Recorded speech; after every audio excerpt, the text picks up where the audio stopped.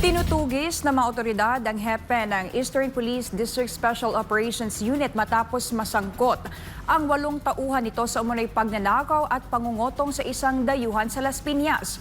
Matapos ang insidente, napag-alaman agad itong nag-awol. Narito ang detalye mula kay Paul Montibon.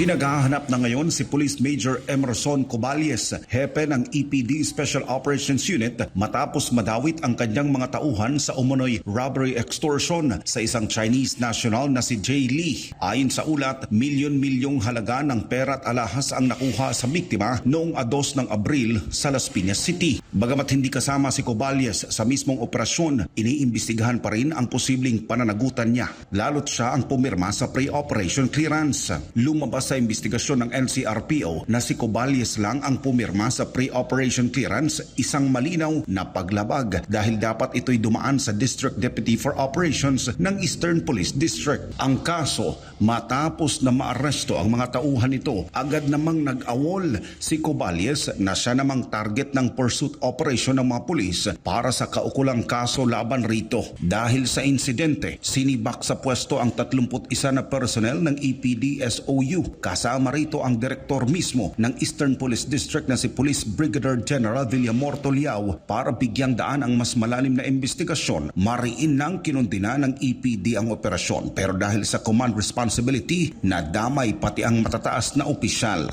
Sa ngayon, patuloy ang investigasyon ng PNP para matukoy kung sino-sino pa ang sangkot sa iligal na operasyon. Samantala, puspusan pa rin ang pagtugis kay Major Cobales na siyang sinasabing susi sa kabuuang insidente. Para sa Diyos at sa Pilipinas ko mahal, nag-uulat Paul Montibon, SMNI News.